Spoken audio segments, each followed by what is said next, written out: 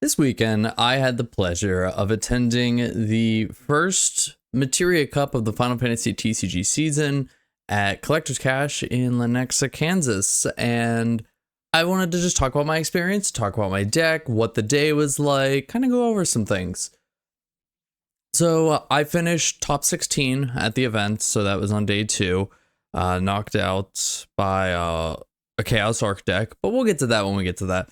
I kind of want to just start off by talking about the deck I played. So I played an Earth Lightning Chaos Arc deck, and it worked out really well. I made that decision. There were a lot of decks I was considering going up to the event. I was considering Wool 7. I was considering Warriors of Light. Heck, I considered Knights for a moment.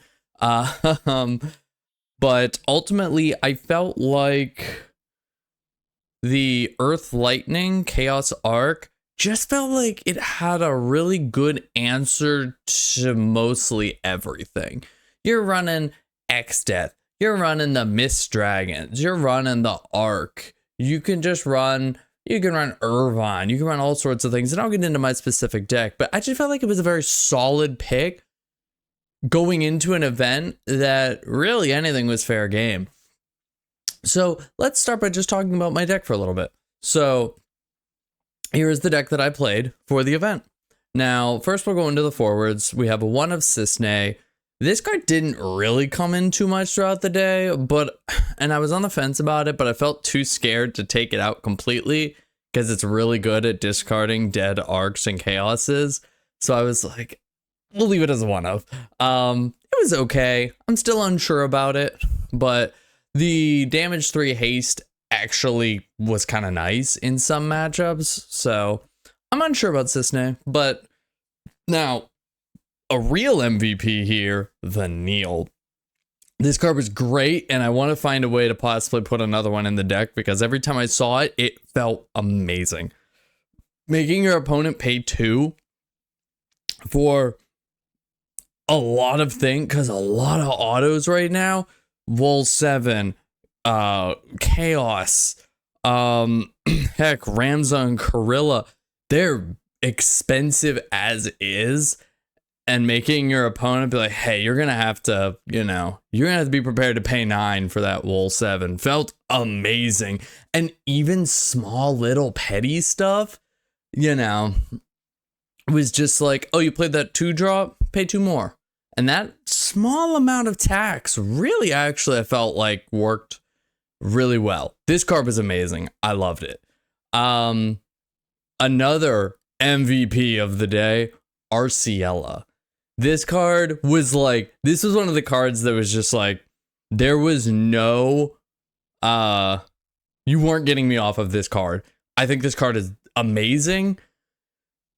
Almost every deck in the format is at least running a Mott. Like, there are so many decks that are just like splashing in an Ixion and a Mott, just a 1 of summon even here and there that you can hit.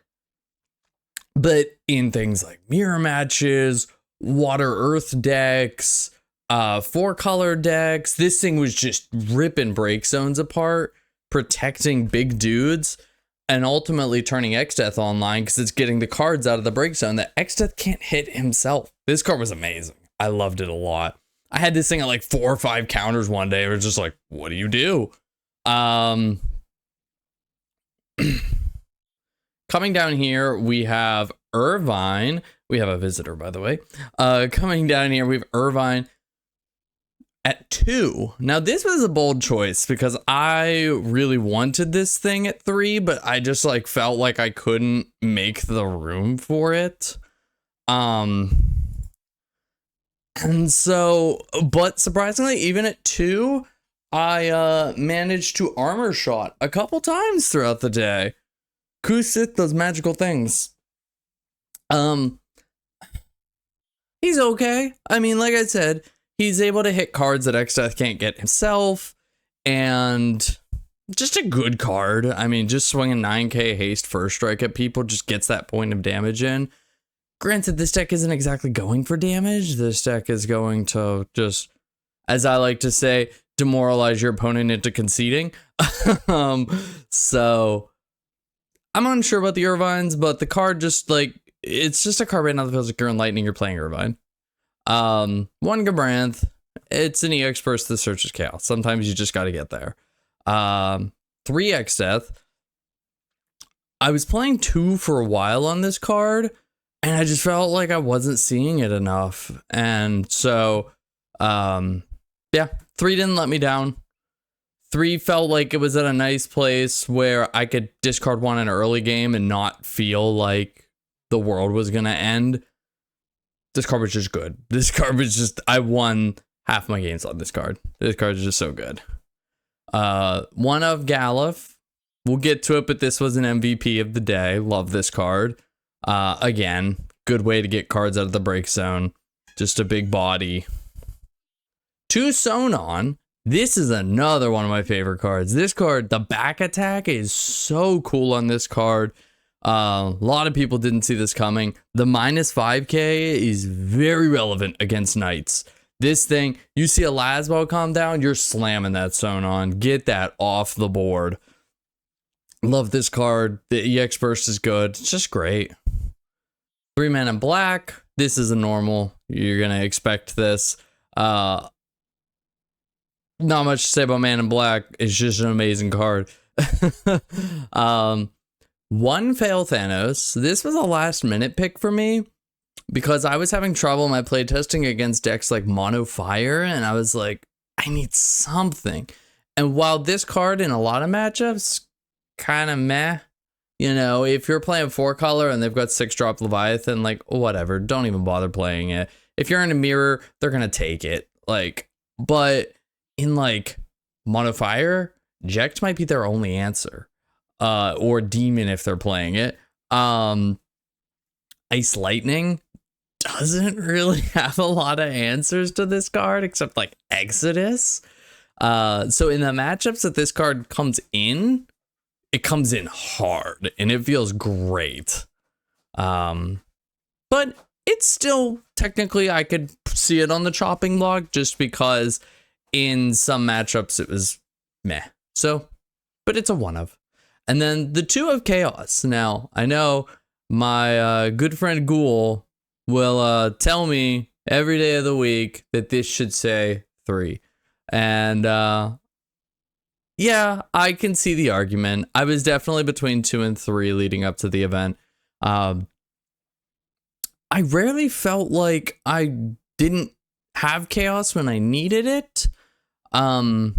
And with Limit Break having Little Leela, I kind of felt better about keeping one of my dark cards in the Limit Break deck rather than gumming up my hand.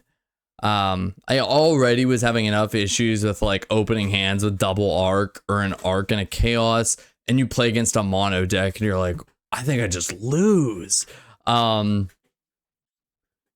can see the argument for 3. I don't have any strong opinions either way. I'd probably have to play test it more, but 2 and 3 didn't feel bad. It really didn't. That's our forward lineup. Moving into our summons, we have a 1 of the Opus 4 Ramu. Yet again, card's amazing. 2 drops are very relevant right now. Knights, this card blows away Knights. Like,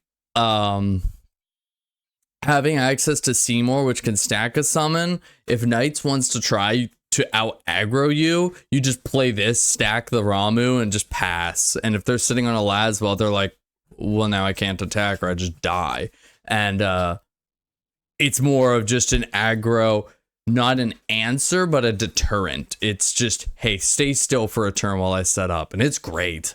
This card, and the monster effect, very relevant. There's every relevant monster in the game, whether you're talking Jin, Tros, every Atomos, like every relevant monster in the game is 2 or less right now. So this card was just amazing. 2 of Kusith. I felt like 2 was honestly not bad. Because you're removing a lot of your cards from game, I don't feel like there was ever really a time where this was kind of either a good EX burst or like an emergency out. So it's just Kusith. We love the card. 1 of Ixion. I honestly could see myself trying to squeeze a second one in because Ixion's just amazing right now. Yet again, I'm going to talk about knights a lot, but I played a lot of knights at the event. And if they happen to turn one, go Carilla into Laswell and Charlotte, you just go, all right, Ixion it. Okay, Man in Black, tuck the Ixion. Go ahead, try again. They just can never get the aggression they need because this card's constantly, you're paying 2 to take 2 or 3 bodies off the board every turn, even if they're trying to play kind of passively to not get completely blown out. One of Backup Breaker Hecaton. I had it in here because it's a cool way to, you know, stop a Montleonis or in mirror matches hitting Rydias. This card was a little lackluster, I will say. My summons are very toolboxy, so it was kind of like, if I don't, I'd draw it early and I'd be like, I don't need it now. I'll toss it. I'll tuck it under a Man in Black and we'll cast it later if I need to. I don't know what I'd do with it. It's fine. One of the 3-drop Ramu. Now, leading up to the event, I was very between this Ramu and this one that, the 2-drop that can give any forward haste and deal 5k to something. Because I was like, 5k is enough to deal with annoying things right now. And I want to be able to give haste to like Chaos or Galif or Arciella. But I ultimately ended up going with this one because I valued the utility of this Ramu being able to do 7 to like Refias, to have another answer to monsters, or even just move something out of the way. The utility of this one just spoke a little louder to me, and it actually really came in handy. 3 of Mist Dragon. It's like one of the best cards in the game right now. There's just no way. There's no dancing around it. Cast this thing like 18 times a game. It's just a perfect card. 1 Exodus the Judge Sal. This is like the second Ixion, but for matchups where Ixion isn't as great. Ice Lightning, calling 4 with this thing, feels good. This card's just good. It doesn't choose the forward, so if you're trying to get over like an annoying 5-drop Cecil, if somebody decides they want to try and fail Thanos you, they're not. But, this thing just 3 against Vol 7 can feel a little better with this than Ixion. Just a nice card to toolbox in. Odin, this felt very wrong to be a 1-of. Actually, again, leading up to the event, I was running this Fenrir because it's free. It can break 4-drop Warrior of Lights. It can break opposing Chaoses and Shinryus for free, and I thought that was really good. But ultimately, I was having trouble getting over things like, for example, Mirror Match X-Deaths. Things that aren't multi-element that are big problems. And so this Odin actually was amazing. I loved this card a lot. The burst came into effect a couple times. Even though it was a 1-of, it was a great card. I don't know if I'd try and squeeze in more with the kind of toolboxy effect of the deck. At damage 5, tucking this thing under Man in Black, just like 2, break something. Man in Black, swing, tuck it again. Just felt awesome.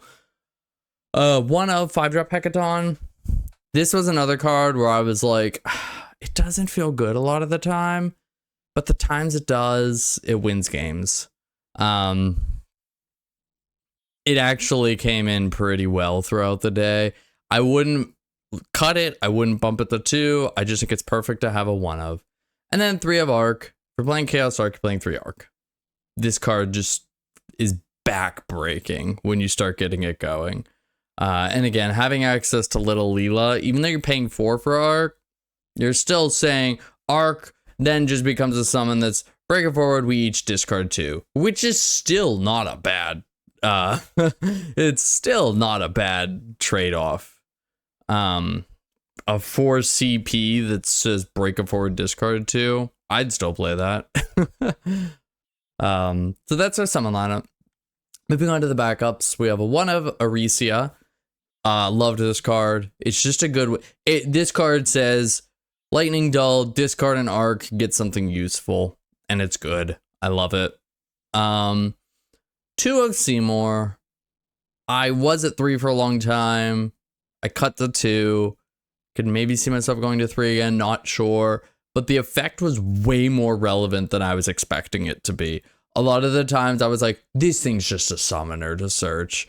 But really, like I said, being able to talk something like Odin or Ramu when my opponent is trying to really lay on the aggression, Seymour just pumps the brakes, and I had a turn in Top Cut where it was, I played the Seymour, I stacked the Ramu, and they wanted to try and just push through it, and they like swung, hit the Ramu, swung again, and the next one was a Seymour, and I tucked an Odin, and they were just like, I can't move, like, and it just felt amazing. 2 Lady of Antiquity. I think this is a fine number for this card. There was only one time where I like opened both, and I was like, oh, the Delusory Warlock feels like crap. But even then, I was just like, it's still fine. I still played it with no search, and it felt great. 1 of Chadley. Love this card. Another way to filter out junk that's stuck in your hand. Can recur chaoses and X deaths, and it's very nice card. 3 Delusory Warlock. Again, it's one of your main curves. 2 Minor. I think I'm cutting this card. Prior to the event, this was a T-Row. I didn't like the T-Row because it was too expensive and it was hard to curve out. So I wanted something to help me curve to 5 a little better. Minor really just spent the day putting some really nice cards on the bottom of my deck. That's really what he ended up doing for half the day. I lost a whole game because of this card. So I think I'm taking it out, and I'm probably just going to put in more aggression answers, like probably like Vincent Kuja. 3 of Rydia. It's an amazing, this backup is just so good. This deck has the same turn 1 play every game if you can do it, which is play Rydia, search Seymour, miss Dragon Pass. I mean, that was 90% of the time, that is how you're starting every single game. And 2 of Shantotto is Shantotto. This card is eternal. And then our Limit Break deck, we have 2 Leela for the Arc. We have 1 Lightning, which actually came into play at one point. I didn't know if I'd ever play this card, but I did. 2 Cloud, best Limit Break in the game. 1 Mott. 1 Shantotto, never played it. I actually had a chance to at one point, but I didn't really need to. And a 1 of Leo, because we're playing the Shantotto, we have the option to off color. And at some point, you know, in a mirror match, if they have an X Death live, it might be worth to just play the Leo, just to draw a card and then be able to sack it off their X Death trigger. But that's the deck. It treated me really well. Like I said, there's not a whole lot I would change out of this. So let's talk about my day for a little bit. Let's go into the matchups. So round 1, I played Knights. Was expecting it. Knights was it was absolutely the most represented deck in the room, which actually kind of surprised me because through our play testing, I wasn't super impressed with it. But I won that matchup. My opening hand had Shantotto Mist Dragon, and he really went for the aggression with like the turn 1 pitch Corilla to play Ramza, target the Corilla. He just Mist Dragon it, and it just was back breaking right there. And then he was finally able to catch back up, and I just Shantotto'd the board. Playing the deck that aggressively, I feel like backfires. It's similar to FF13, right? It's like, yes, you can all in and sometimes win games, but I feel like the deck works a little better as, you know, just putting light aggression on here and there, just keeping the pressure on rather than just trying to put in all in go. So round 2, Ice Lightning. Now this was against Tim Shrim. He was in top 32, and this match was a disaster. I opened no forwards, which at first was like, ooh, backups. I love it. and then I just drew backups and summons for the rest of the game. I had one turn where he swung for 3 points of damage because he played like the lightning with the haste, and my damage was X death, X death, X death. And I was like, oh boy, I lose. So that match was just a bloodbath. I got beat to death. But round 3 was another Ice Lightning game, and I got my revenge. This one was against Matthew Rice, and X Death Fail Thanos just controlled the game. It was actually very unfortunate. He played his X Death first. He was playing X Death in his Ice Lightning, and he played his first and miscounted, and we were only at 19 RFG. And I was like, that's rough. And then my turn, I Odin'd his, played mine. We had 20, and it just kind of snowballed downhill from there. Once I was protecting it with a Fail Thanos, there was really nothing else he could do. Round 4 was, so I initially thought this was just a mirror, just an Earth Lightning Chaos Arc, but it was actually a Warrior of Darkness Chaos Arc deck. I think it was too greedy. I think going for the Warrior of Darkness package and the Chaos Arc package was a little too greedy. It actually was a disaster at first because, again, I wasn't sure what I was playing against. I saw Earth Lightning cards, but then I saw Warriors of Darkness. So I saw the Earth Lightning cards and I was like, oh, this is Chaos Arc. But then I saw the Warriors of Darkness and I was like, maybe we're not on Chaos Arc because we're on Warriors of Darkness. So I played the Fail Thanos. He chaosed and took it. And I was like, I think I lose. But I was kind of able to just, through playing an X Death and my own chaos, I kind of forced him to sack the Fail Thanos off his chaos to take out mine. And then I had the arc when he didn't have the arc. And then paying for Noct just became too expensive for him. And I just was able to just X Death all the backups away and just leave him with dead hands. So that one, scary at first, but then recovered very quickly. Round 5 was against 4-color stuff. So this game, my opponent did not open very well, unfortunately, which helped me set up very quickly. This game went to time. I actually won this in time. And I actually misplayed so hard in this game that I thought I completely punted the game. My opponent had a Porum, a Vossler, Warrior of Light, and a Cloud on board.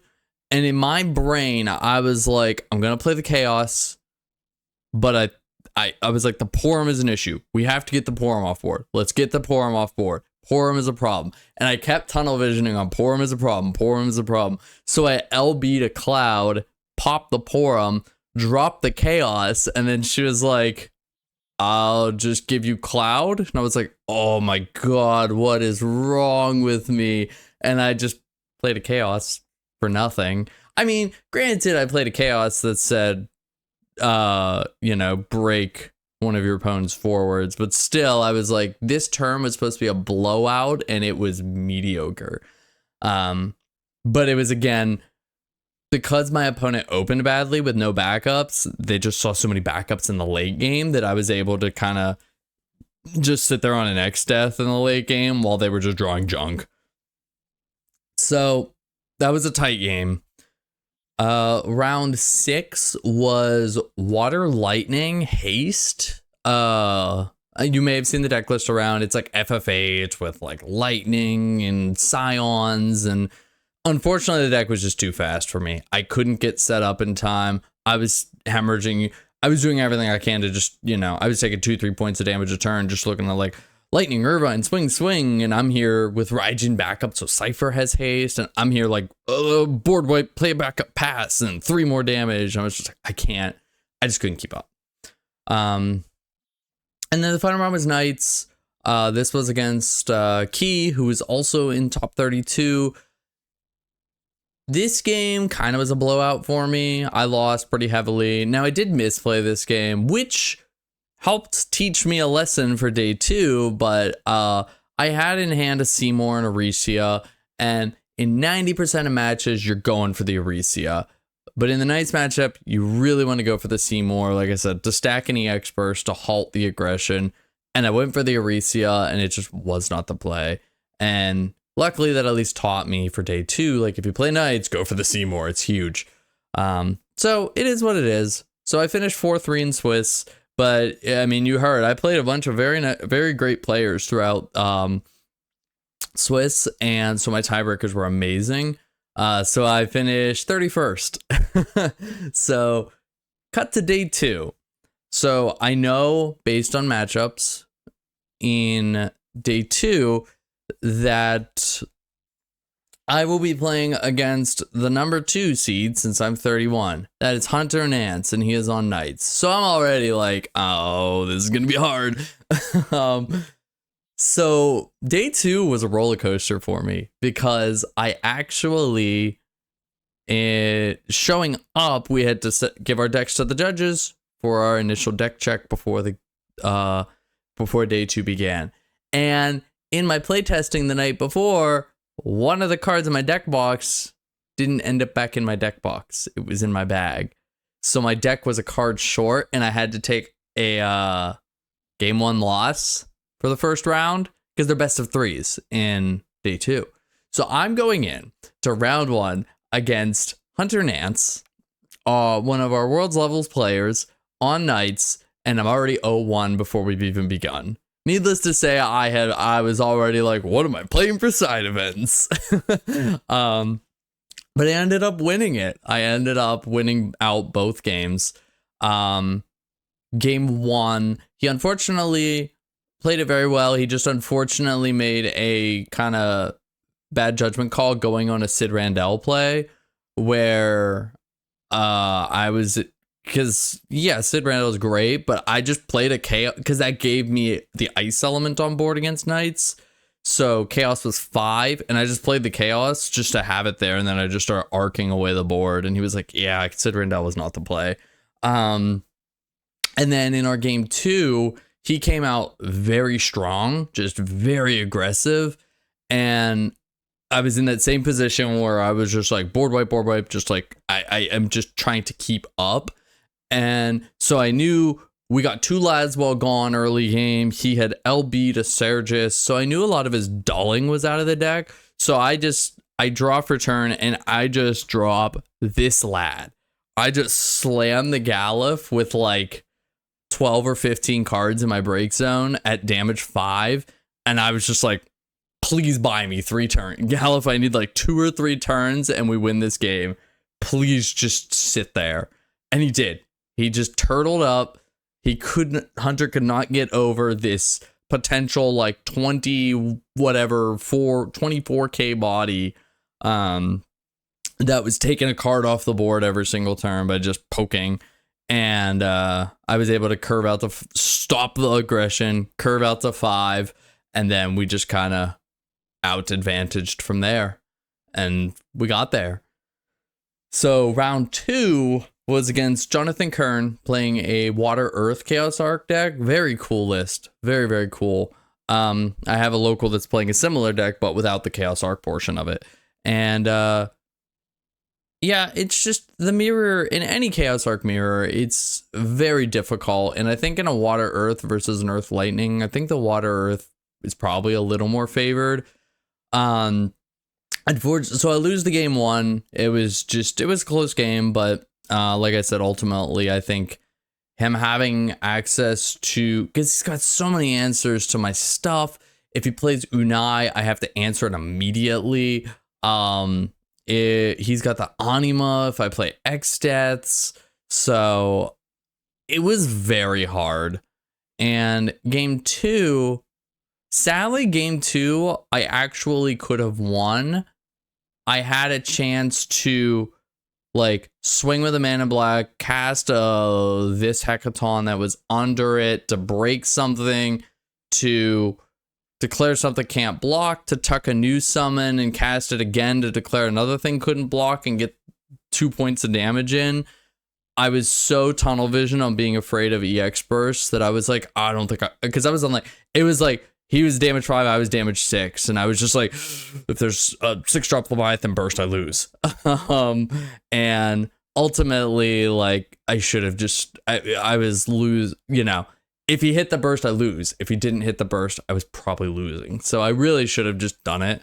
Who knows where we would have went from there, because that would have been game 3 with like 6 minutes left in time. So I may have been favored there though, because I probably could have just rushed out some damage with like Irvine. But all in all, it was a learning thing. But yeah, overall, my thoughts on the event was I did better than I was expecting to. The event was really fun. Like I said, I wasn't sure what to expect. Of course, I knew we were going to see some 4-color. We were going to see some Wool 7, which actually I didn't play any all day, surprisingly. And we were going to see a lot of Knights. I was expecting that kind of stuff.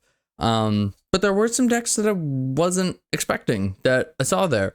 There were some wind decks there. I didn't think we'd see any wind. Like I said, seeing Warriors of Darkness was really cool. Some different variations on FF8 was really cool to see. Everyone was super friendly. It was such a great event. I got my Mist Dragon for entry. I got a Rufus and a Y'shtola for the top cut prizing. The event was very well run. Shout out to Collector's Cash for running such a great event. And yeah, so moving forward, I have a local qualifier coming up. I'll probably run the same deck.